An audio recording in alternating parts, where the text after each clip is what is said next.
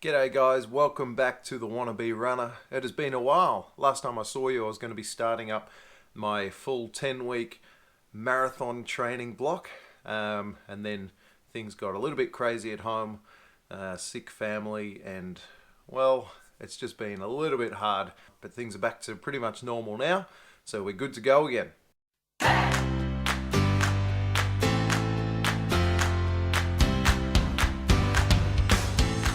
Though I was struggling to find the time to do the vlogging, I did manage to squeeze in the running the whole time. So I've been building the Ks nicely lately, actually. Very pleased with that. Last week ran 107 Ks, more than I've ever run in a week before. So I'm feeling good. Still preparing for the Melbourne Marathon, which is, I think, nearly 6 weeks away at the moment. I don't think it's going to be happening because we're still in lockdown and things are pretty much getting worse at the moment in terms of that. But I'm still going to keep preparing for it, and I'll still do my run on the day, even if it won't be in the proper event, which will be a little bit disappointing, but I'm not letting all this training go to waste. It's been a big build-up. I definitely want to be competing on the 10th of October still. So the run you can see going in the corner at the moment is one of long runs that I filmed running with my friend Adam quite a few weeks ago now. I think it was 3 weeks ago, but enjoy that while it's happening, and I'm going to talk to you about my training program at the moment.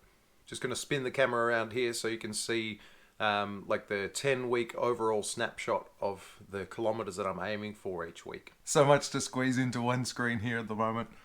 This is the proverbial mountain I've got to climb. So I started here a few weeks ago when I last saw you, aiming to run 80 kilometers that week. I only managed 76. That was when all things went a little bit crazy. And the next week I was aiming to run 85 Ks, and I actually went way over that pretty much accidentally. I got up to 96 kilometers. The following week, 90 kilometers was the aim, but I ran 95. That was a little more intentional because the body's been feeling good. Last week just gone, I aimed to run 100 Ks and I squeezed in 107, which, as I said, was a new personal record for me, the most kilometers I've ever run in 1 week. And the body was a bit bizarre last week. I was feeling pretty sore by Friday. And then, I don't know, must have had just a great sleep. Epsom salt bath helped, a little bit of a calf massage. And I managed to recover really well. Ran on Saturday, ran on Sunday. And today is my rest day. Feeling really good. Can't wait to get out running later this week. Tomorrow that starts, and I'm trying to run 110 Ks this week. Once that 110 Ks is done, it just goes up again next week to 120, and I'm going to try and hold that for a couple of weeks. And then we come down the mountain as we taper towards the Melbourne Marathon, down to 95 Ks, 65 Ks, and then 35 Ks plus the 42 that I'll run on the Sunday. So we're pretty much picking things up here, just really in the thick of the training. But I'm feeling good. I remember how I felt and how I looked coming up to the half marathon when I was running 80 Ks in a week. And I've run, 27 Ks more than that last week. But feeling so much better than I did before that half marathon. So things are going really well, at least physically. Hopefully my times pick up a bit. I have noticed my times have dropped off a bit lately, which I think is to be expected, is you're not giving your body all that much time to rest and recover. Keep hitting it with another workout and another workout. But I think in the long term, that's going to be a good thing. But at least in short term, if the race was tomorrow, I wouldn't do as well as I would if I did no more training for the next couple of weeks and then just gave my body that time to just absorb all the training. So the point is, I've done a lot of running. I've got a lot more to go. I'm not all that fast at the moment, but as we go into those taper weeks, I'll be trying to focus a lot more on the speed rather than those longer, slower runs. And I'm going to spin the camera around again, and we're going to look at the actual week-to-week breakdown, what that looks like within a week. Yeah, I know, the camera angle is even more bizarre, but that's all right. You can just see my hand where I'm pointing. So we're here. I know it's only the end of August at the moment, but for the ease of looking at things, this is the September calendar. Got a day off today. Long, slow run on tomorrow, 30 Ks. And I'll be up in the mountains near my house. 13 Ks on Wednesday, which will be more of a tempo run, bit more pace is the aim, but not going flat out, that's for sure. 20 Ks on Thursday, that'll be a super light run. And then I'm going a bit more tempo again on Friday, 13 Ks. Then a couple of really slow days, 18 Ks and 16 Ks on the Saturday and the Sunday. And then giving myself the rest on the Monday again. Then we bump up to the 120 Ks. I've tried to kind of indicate on my calendar just for my own benefit, and I guess it'll help you as you look at it at the moment. The yellow days are the really light days. The green days are the really long runs. These 4 here, they'll be long and slow, no pace intent at all. But these 3 that I've underlined, they're the super long runs. These will probably be the most beneficial for me coming into the marathon. They'll be the ones that I'm trying to run near marathon pace on. They give the best indicator of how I'm going to go on marathon day, but they also hurt the most because, of course, when you pass a certain amount of kilometers running at a decent speed, well, it's just hard to keep going and keep pushing yourself through that pain barrier. But it's going to be a whole lot worse on marathon day, so I'm going to try and get used to being in the pain cave, as some say. And you can see the dark blue, they make a lot more of an appearance in the taper weeks than they do in the month of September. And that's just because I'll be trying to get the speed into the legs. I'll be happy with the amount of fitness I have, the aerobic capacity that I've developed over all these longer and slower runs. And then just trying to get the speed back into my legs a couple of weeks, or even in the last 3 weeks before the marathon. Not getting out there and just feeling sluggish and slow. I want to get out there feeling fast and fit. Right, I'm going to spin around one more time into a much more conventional camera angle. Just before I wrap this up, I just want to talk quickly about the things that I've learned over the last month or so of running that I haven't been vlogging for you guys and for myself to look back on. And these aren't things that I've necessarily learned from reading articles or watching YouTube videos, but more the things that I've learned through experience in my running, and certainly things that I've been talking through with my running Sunday morning buddy, Adam. Well, he's my buddy all the time of the week, but I run with him on the Sunday morning. And the first thing is something that I touched on probably 6 or 7 weeks ago. I'm just really learning to love running in a way that is very different to how I used to love running. I was all about running the same courses around my house and just trying to smash my old PBs every single time I went out to run.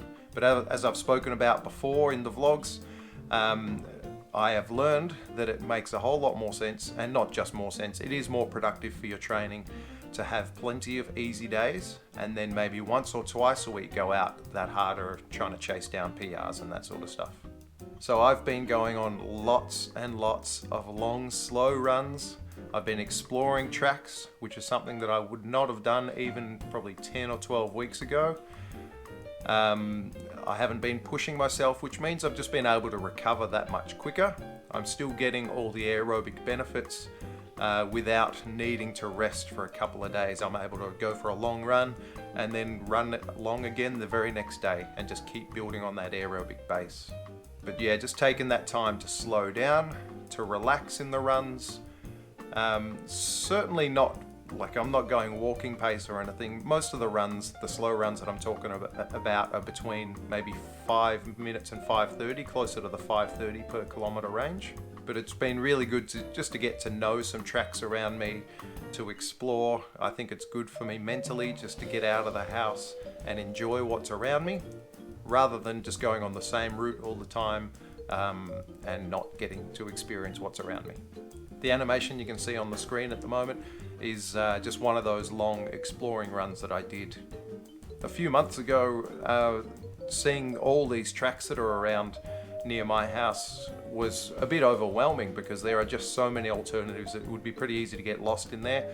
And rather than just trying to explore them all in one go, I'm getting to know a little area first, and then I'll take one new turn that I haven't taken before. And the next time I go out, I'll go explore another section. And the other major thing that I've been thinking about and talking with Adam about are just these rules that you create for yourself when you run. And if you're a runner, you'll know exactly what I mean. Just some arbitrary random rules that you come up with and you feel like you cannot ever break for yourself. You haven't written them down, but in your head, these are the rules of running. For me, I've always thought it doesn't count as a run if you do any walking in it whatsoever. And though I don't need to walk at the moment, I remember what I was like maybe 6, 7, 8, 12 months ago. Maybe 1 or 2 runs every month I really needed to walk And looking back, it probably would have made a whole lot of sense if I actually did just give myself that little bit of a breather in the middle of a 10K or something, because it was hard work. Well, I was definitely more overweight then. I had a lot of kilos I was carrying, but I was less fit as well. But I never gave myself that out. So as a consequence, I probably ran a lot less overall in a week or a month, because I needed recovery time because I pushed myself so hard in those runs. And if I'm honest, I probably just didn't want to get out as often as I could have, because I knew it was going to be hurting me, pushing myself beyond what I probably was really capable of at the time. So if I could talk to my younger self, even a year ago, I'd just say, forget about that rule. Just take a walk if you need to, just even if it's for a minute, and then get jogging again. It's not a big deal. And I'm sure if I took that approach, my development would have come a lot quicker, or at least from a lot sooner. But you live and learn with these things. A couple of other rules that I have for myself. You never stop a run when you're very close to ticking over a certain kilometre milestone. You wouldn't stop a run, or I would never have stopped a run at 6.9 Ks. I would always make sure that I got to the 7 Ks. Now that's good to motivate yourself in that way, but lately I've been doing some runs and pretty much on purpose stopping them just before a little milestone number, just so I know that I can and that I'm in control. I don't need other things to control my running plan. I'm in control of that. And really, the 70 meters at the end of the day isn't going to make a big difference. But if you feel like you've got that freedom within yourself and within your own training program, I feel like that's going to have a long-term benefit for me. Dog's carrying on a bit outside. Try and ignore that. Sorry, guys. Even week to week within a training program, I showed you earlier that I hadn't hit my first week's goal, which was 80 kilometers, and I only made 76.